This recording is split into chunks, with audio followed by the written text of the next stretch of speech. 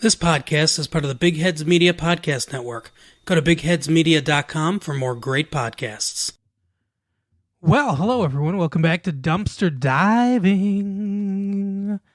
It's that great time in your life when we can talk about something that is horrifyingly bad, or last week we talked about The Craft, which was, held up. But this... I don't know if I mean, you can't say if this held up or not because I don't think it ever was up. No.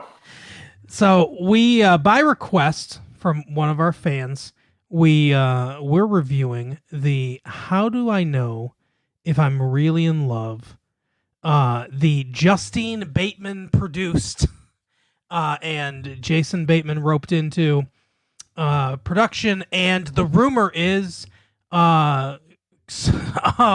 fulfills Ted Danson's community service.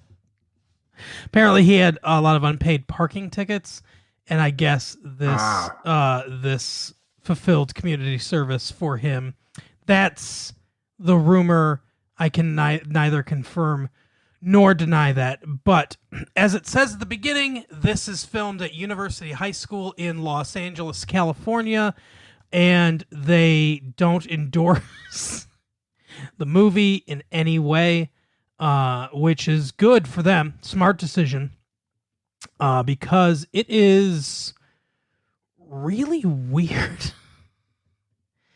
So ostensibly, although it doesn't necessarily come across exactly this way, but ostensibly it is it's a 1986 movie, which is available on YouTube still.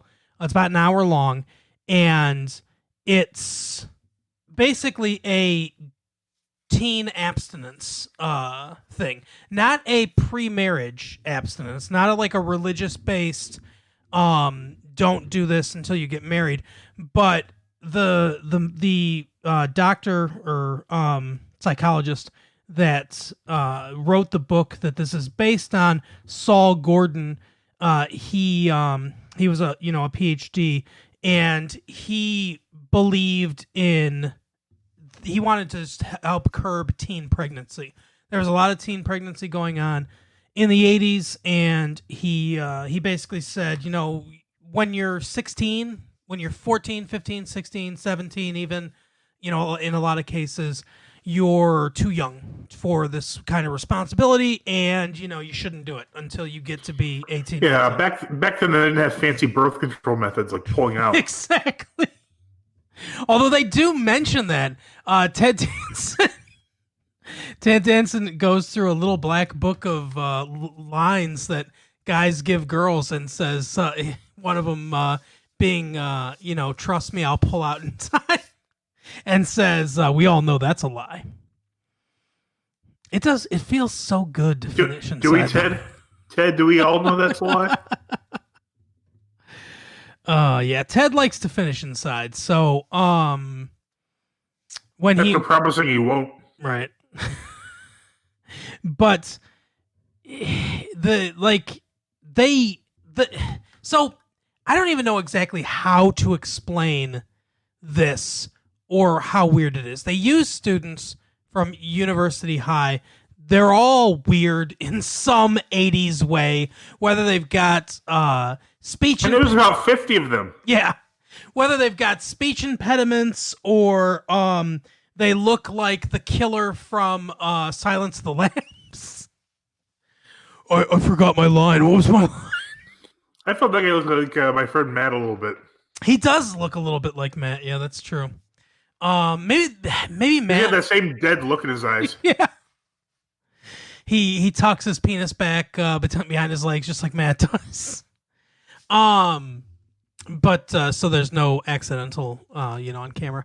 But anyway, so they're all weird in some way. Like I said, either weird hair, weird clothes, or whatever.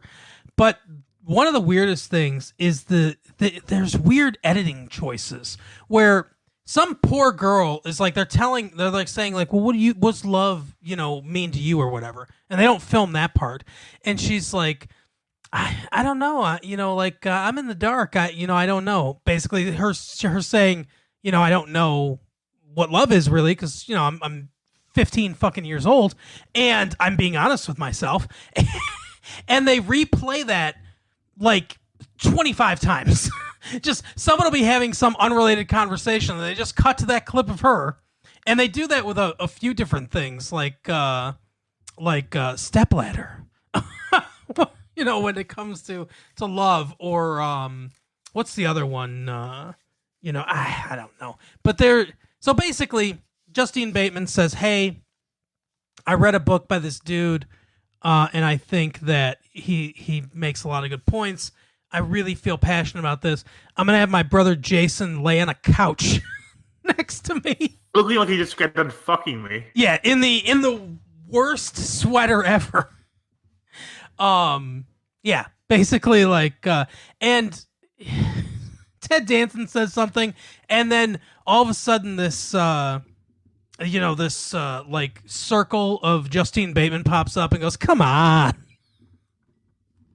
I don't understand. Is this supposed to be funny? Is it supposed to be serious? I don't understand. But the weirdest thing is when they're talking to these kids, for some reason, either on the left side of the screen or the right side of the screen, there's some hand-drawn fucking image. And my wife almost died laughing when she saw this. That just, slowly encroaches on them. Like, you want to be like, what? Hey, wait, watch out. What is going on? Sometimes it's a giant ear. Sometimes the one with the giant phone. Yes. If you listen to the story the girl's telling, it's the most ridiculous thing. She's like, "I mean, this guy, we looked very good in pictures together. Everybody said we looked good together." It was like the most vapid conversation ever. Yeah. Yeah, exactly. She's like, "Oh, well, we look good together, and we went to the same high school, so we dated for 2 years. But it turns out I didn't really care about him at all." And then, but the one that's the most baffling is someone's talking. I don't even remember who's talking. Somebody's talking, and just the weirdest fucking looking drawn face. Like it's turning to look at them. I'm like, what is going on? The thing is borderline experimental. Did David Lynch direct this movie? I don't understand what's going on. What community service did Justine Bateman have to deal with? Seriously. And then there's a musical interlude in the middle where this poor girl is singing at first he didn't like my friends, then he didn't like my nose. It's like, maybe you shouldn't be dating this guy. He's just telling you all the shit he hates about you. Yeah, the intro to the movie was 10 minutes long with this ridiculous song. Oh, yeah. And it's introducing every person who ever went to this high school in history. Yeah. How do I know if I'm really in love? Yes. But yeah. And at one point, they keep flashing back to this doctor who's having this conference, with the kids. And for some reason, some of the kids have these shirts that say and the musical interlude is ridiculous with this. One of them has a shirt that says "Love LOV," yes, which makes no sense at all. Why it's? I mean, can they only afford 3 letters? Yeah, I feel like a graphic design company was very involved in the production of this movie. Yeah, it's the same graphic design company that designed the Choose Life shirts from the "Wake Me Up Before You Go" video. It's like Monty Python's Canadian version of his, his cousin. But I thought maybe LOV stood for something because they have other things that stand for things. Which were completely made up for the movie and never came up again in history. Yeah, the only one I've ever heard of is POA, I guess, but I've never heard of anyone referring to it as POA. I've just heard people say piece of ass. But HTT, hot to trot. Yeah, you recognized FC, right? No, feeling. Finger cuff?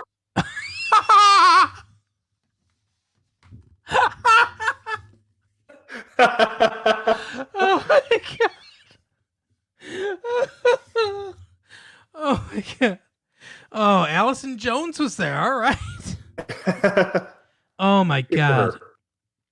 But yeah, it was It was ridiculous. So yeah, like you said, the musical interlude of them, with these shirts, like saying, I was wondering if she was GIB. No, not even in 1986 was anyone talking to someone saying, I wonder if she's GIB. What's that mean, asshole? Good in bed. You could just say that. We're not texting all the time yet. Cell phones aren't invented. Not everything needs to be a fucking acronym. Right. But yeah, like you said, no one ever used these, but that was pretty ridiculous. And then there was like one thing. It was the most ridiculous story ever. It was like they called it the Odyssey, and it was like in 8 parts. Yes. But each part was 30 seconds, if that. And it was all the same thing. It was her saying, I was dating this guy, and then I was like, I don't want to date you anymore. And then a few months would pass, and I'd be like, I really want to date you again. And then he'd say, well, here's the thing. There's a girl that likes me, and I like her, and we're actually going out right now. So I would break them up, and then we'd start going out again. And then a couple months later, I'd be like, I don't really want to date you anymore. And then I'd break up with him. And then I would see him again and want to be with him again. And then there would be a girl. And it was the same thing over and over again. And at the end of it, I was just like, well, you're a fucking monster. Like, what are you doing to this guy? It was so ridiculous. And now they're married. Yeah, that was probably married with a lot of kids. Oh my God. Yeah, it was like, I think we've all known somebody like that has on again, off again relationship with somebody, but it was like just to hear it and so dispassionately, like dead-eyed, like said with no self-awareness that she was doing anything wrong. Just playing with this guy's fucking heart. But somebody got to feed them hogs. That's to me, that's the most underrated part of that stand-up, by the way, is the way he just casually at the end before he moves on real quick says somebody got to feed them. But anyway, so they talk about all the lines that guys will give girls, like if you loved me. For some reason, Ted Danson several times sings a song I think he made up, which goes, You do it if you love me. You do it if you love me. You do it if you love me. Oh, jeez. It's like, what the fuck, Ted Danson? Like, you really... all Ted Danson in 1986 had to say was, hey, there's my Porsche, and I'm Ted Danson from Cheers. And then he would have been fine. Yeah, it was pretty ridiculous because this whole movie just... I don't even understand what's going on. I mean, it doesn't make sense. Is it I don't know if it's supposed to be a public service thing, or it looks almost like they're trying to make it like an actual movie at certain points. It's a very strange vehicle. Yeah, so I think what happened is I think everyone involved in the movie was trying to do something else. Ted Danson was trying to get out of paying parking tickets. Justine Bateman wanted to make... I think she honestly wanted to make... a better like public service video than the one she the girl next door. Yeah, than the one exactly. Than the one she grew up with. I think she really honestly wanted to do that. I'm surprised there's not a rap in here at some point. Right. Jason Bateman was just roped into it because his sister wanted to do it, and that fucking what's it called? The Hogan family money was drying up. Yeah. Hogan's family. Yeah. Hogan's Heroes. Jason Bateman is Bob Crane in Autofocus. Right. And then I think the director was trying to like become a PA for David Lynch or something.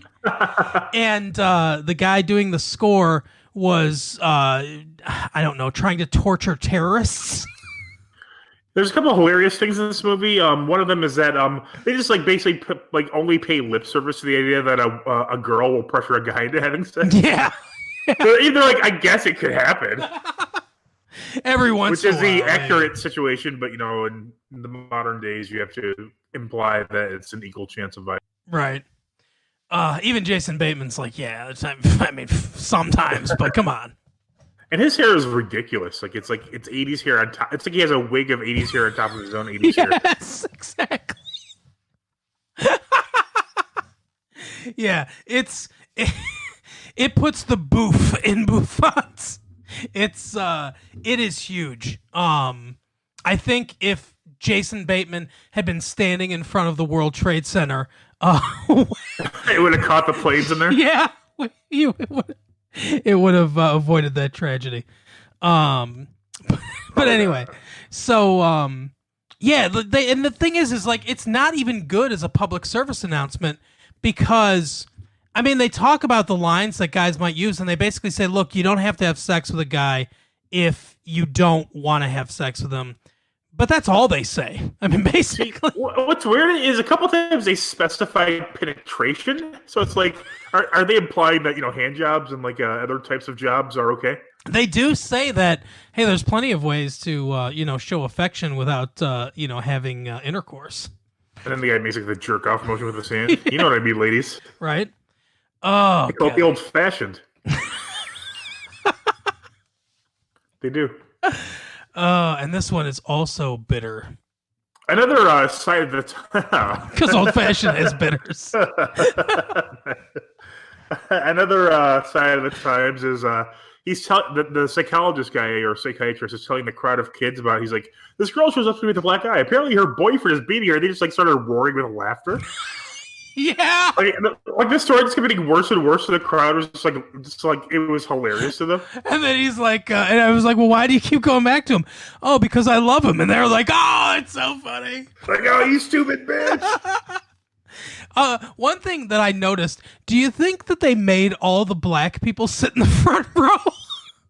I didn't notice that actually. Almost every person in the front row is black. I think all the black people were in the front row, and it's like, does University High School want to make sure that everyone knows they're diverse? Doesn't University High School sound like a made up place? It does. It sounds like something on 90210 or something. Yeah, or in the 21 or 22 Jump Street movies, like, oh, I went to University High School. Mm-hmm. But the psychologist's name is Saul Gordon. And Irish? Apparently he apparently he died in 2008, December 2nd, 2008. Now he I actually found the same article. Did you know that Justine Bateman actually gave a speech at the funeral? No, I didn't. So she was really tight with him, huh? April Fools. Oh, you got me. He sounded disappointed. I was really excited. I was really excited at the thought that Justine Bateman gave his eulogy. But I mean, you can always ask Justine Bateman at her job, wherever the fuck that is. Right. How does she survive? Oh yeah, I don't know. I mean, well, I guess she's got all that family ties money. Yeah, she probably does have a lot of family ties money, actually. So there's a guest book on this website, which is like a memorial for Saul Gordon, and I want to say,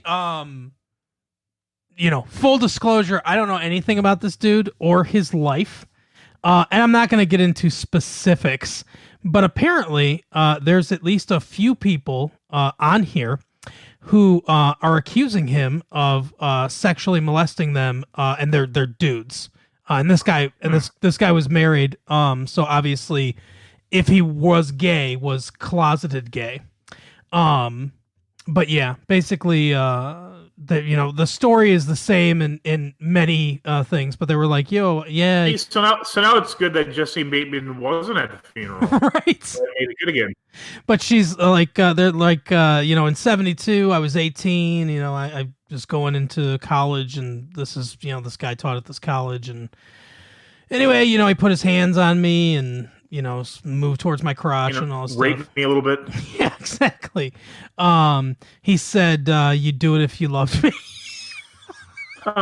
He didn't say that, even allegedly.